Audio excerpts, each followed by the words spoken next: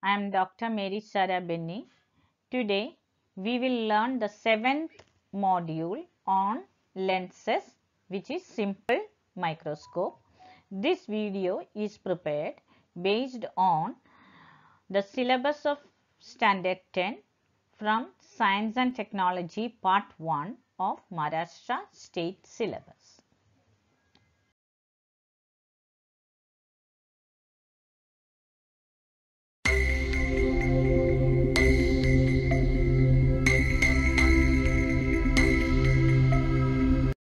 Children, we will have a journey through the learning objectives of today's module. First, we will discuss what is a microscope, what kind of a device it is, why is it called a microscope. Then we come across the types of microscope, and in this specially we will deal with simple microscope, its structure, then its principles, how does it work. We will also learn in detail how do we draw the ray diagram, how does it look, and what kind of an image we get in case of a simple microscope. We will also discuss the various uses of microscope. Students, what is the use of a microscope? A microscope is used to magnify an image of a tiny object, generally not visible to the human eye. That means microscope is an optical instrument. Why do you call it as an optical instrument? What do you mean by an optical microscope? Optical microscopes are microscopes that commonly use visible light and a system of lenses to generate magnified images of small objects. These microscopes are also referred to as optical microscope. So when we say the types of microscopes, which are simple microscopes or compound microscope, we can classify both as or generalize them as optical microscope. The reason is that in both simple microscope and compound microscope, the visible light is being used. See the picture on the screen. This picture, a man is observing something using a microscope. The slides of the cells not visible to the human eye are placed on the stage of the microscope over here and is seen as an enlarged image. So we started from a very tiny cell not visible to the human eye, kept on the platform of the microscope, viewed through the microscope, and we are getting an enlarged image of that tiny object. This will help us to have a detailed understanding of the minute parts of the specimen. These specimens can be the cells of the plant, cells of the animals, cells of dead organisms, or cells of non-living organisms. Come to this picture, that is a second one. We have a magnifying glass here. What is this magnifying glass over here? It acts as a microscope, simple microscope, which is a biconvex lens. A small insect is being placed within the focus of the lens, and what we see is the object placed over here. What we see again is an enlarged image of that insect where on the same side of the lens, and we get a perception of a small object as an enlarged magnified object. With ease we can see it on the same side of the lens. I hope you understood what is an optical microscope and how is it beneficial to us in our day-to-day life. Let us see the evolution of microscopes over the years. In the late 16th century, several Dutch lens makers designed devices that magnified objects. In 1609, Galileo Galilei perfected the first device known as microscope.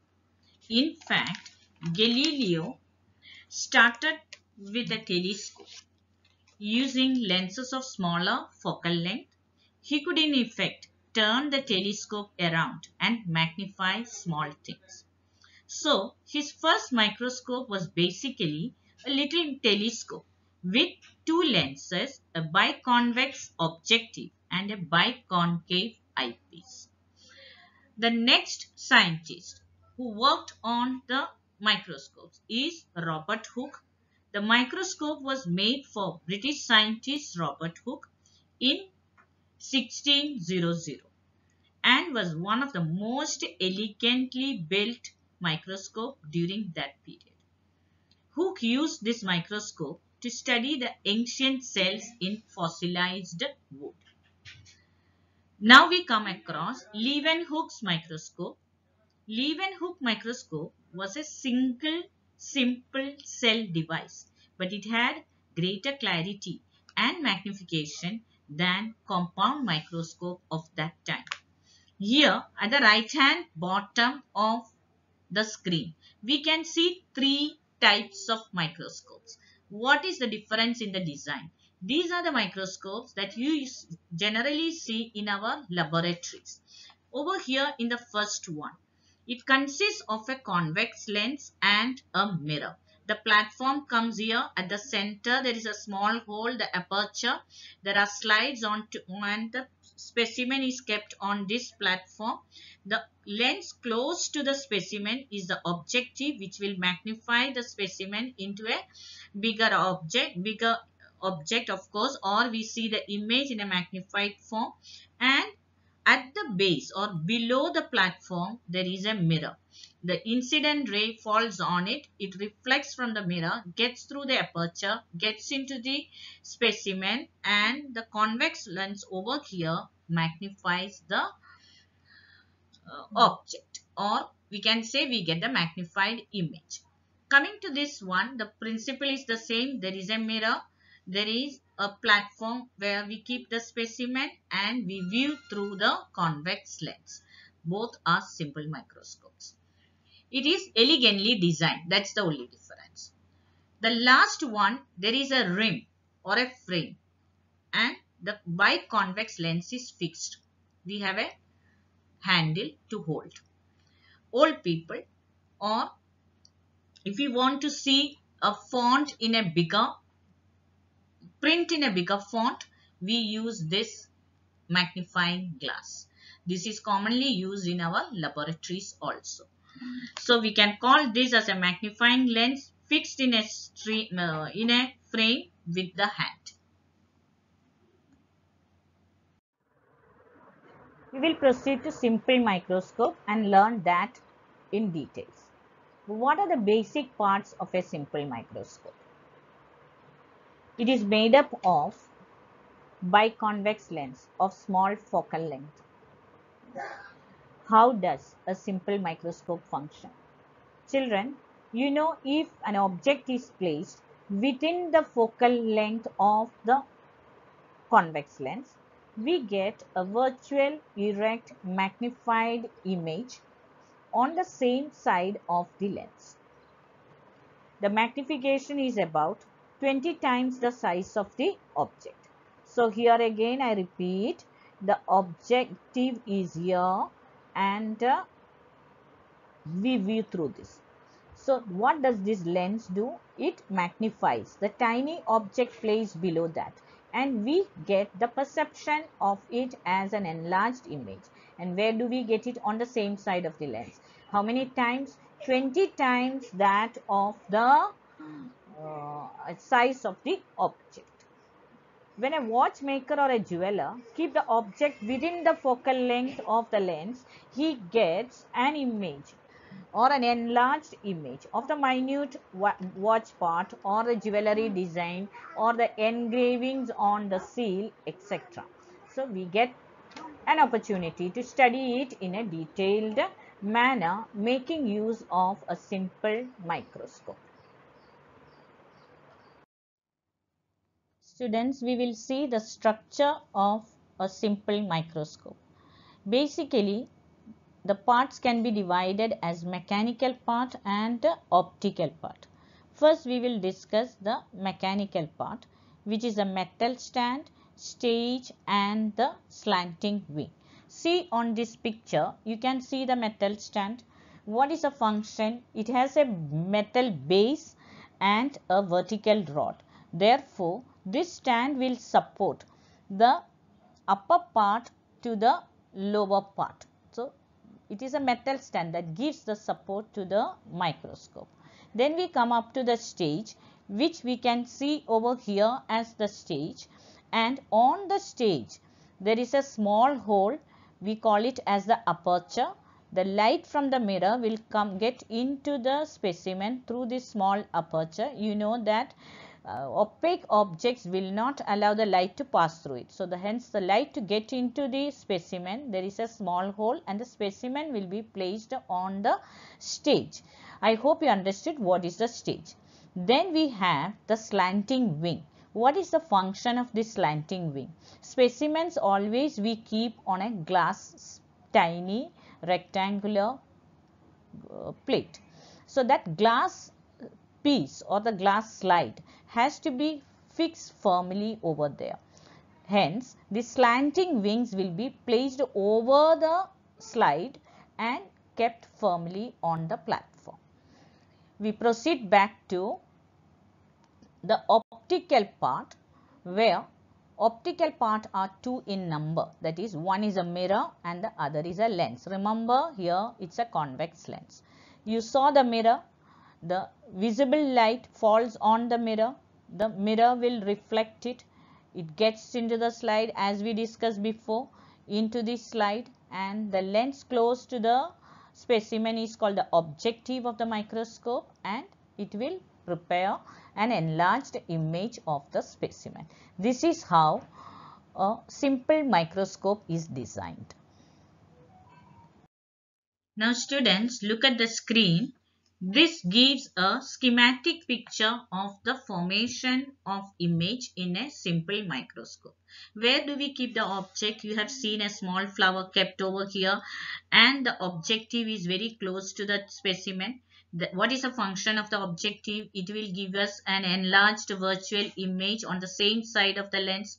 This flower is kept within the focus of the objective lens, which is a convex lens, and you get an enlarged virtual image on the same side of the lens. On our retina, we get a perception of this enlarged image, which is produced from a small object. This is how a simple microscope works. A number of times now we have mentioned about the image formed when an object is kept within the focal length of a convex lens. I repeated it so that you have a thorough understanding of the working of a simple microscope. In previous slides, we had been discussing what happens when we keep an object within the focal length of a biconvex lens. We understood that we get an enlarged erect image on the same side of the lens. Now let us see how we can draw this. First, what we do is we draw the principal axis. This is the principal axis. Look at the razor pointer and we can see this is the principal axis. We draw a lens of appropriate size, and at the point O, where exactly the pointer is the optic center of that lens. Mark appropriate focal length F over here, and F will be there on the other side also. That is, every lens will have two foci, F1 and F2. This is been marked over here, but focal length will be the same in most of the cases. Object OP is placed within the focal length of the magnifying glass. We take a ray, incident ray, parallel to the principal axis, that is this ray. It reaches the lens. Since there is a change in the medium, at the lens, the incident ray refracts and it passes through the focus. So, here is the focus, not here. Here is the focus. This is based on the rule of drawing the ray diagram. I repeat, from the object, a ray parallel to the principal axis is chosen. When it reaches the lens, the incident ray refracts, and the ray coming out is called the refracted ray, and this is the refracted ray. Look at the point. The refracted ray passes through the focus on the other side of the lens. The next incident ray that we have chosen is starts from the object, is directed towards the optic center, here point OA, and moves out without any deviation. This is the characteristics of the optic center of a lens. That is, a ray directed towards the optic center do not refract but comes out without any deviation. Look at the two refracted rays here. The first one this and the second one this. Both are widening apart. So there is no chance of them meeting anywhere if you produce it further. What we do is trace it backward. Both the rays trace back will meet over here. The refracted ray appears to come out from here, in fact, or refracted ray trace back converge at a point Q. From there, draw the perpendicular towards the principal axis. So I get QI. This is the enlarged image of object PO. So in short, when we discuss the nature of the image is erect. Image cannot be cast on a screen, so the image is virtual, and the location is on the same side of the lens. I hope you understood how to draw a ray diagram in case of simple microscope. Microscope is made use of in different fields like watchmaking industry, jewelry making industry, agriculture, palm reading, dermatology, dentistry, and various other fields. Now let us see what is happening in watchmaking industry or jewelry making. Watches have very minute parts. On jewelry also we will get the fine designs, intricate designs. So to magnify the parts, to view and rectify these, if there is any mistake, they make use of simple microscope. Agricultural researches have been going on in India and in various parts of the world to improve the yield from farming. Simple microscope is used to magnify the particles of various types of soils, because the type of soil is being judged and assessed before they begin the farming. In palm reading, they depend upon the lines on the palm. So to visualize the lines on the palm, people use simple microscope or magnifying lens. Dermatologists need to diagnose the skin diseases, the nature of the skin, the type of the skin, etc. They also make use of magnifying glasses to get an enlarged view of the cells of the skin. Dentistry, the main job is to see the structure and the defects of the tooth. So they use a magnifying lens to find out the issues related with the tooth. You want to see the print in a bigger font, details of a stamp, engravings on the stamps or the coins, texture of the fibers in the cloth, and the thread of the cloth, the types of thread of the cloth, the thickness of the cloth thread, etc. can be done by using a magnifying glass. We will have a recap on what all we studied in this module. First, we discussed what is a microscope.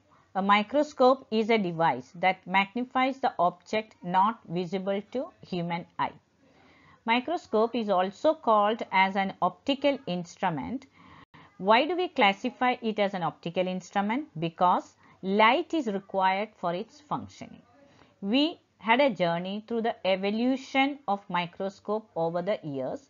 We discussed the microscopes designed by Galileo, Hooke and Leeuwenhoek, and we stopped with 3. We have not discussed further about it.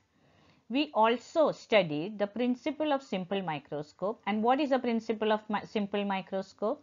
That is, if an object is placed within the focus of a convex lens, a magnified erect virtual image is formed on the same side of the lens. Then we came across the structure of simple microscope. Simple microscope broadly has two parts. We can classify it as the mechanical part and the optical part. The mechanical part include its arm, wings, platform, aperture, base, etc. Whereas the optical part constitutes the mirror and the lens. We had a journey through the ray diagram drawing, and now I hope that you understood how to draw the ray diagram. Again, we discussed the applications and which are the different fields where simple microscope is made use of. We discussed about dentistry, dermatology, agricultural researches, palm reading, watchmaking, jewelry industry, and reading the engraves on stamps and coins. Also, at last, we also discussed that simple microscope is made use of in textile industry to study the nature of fibers used over there. I hope you understood the module properly. Thank you children for patiently viewing the video on simple microscope. I hope you got a thorough understanding about simple microscope, its various parts, function, ray diagram, etc. See you in the next video on compound microscope. Thank you once again.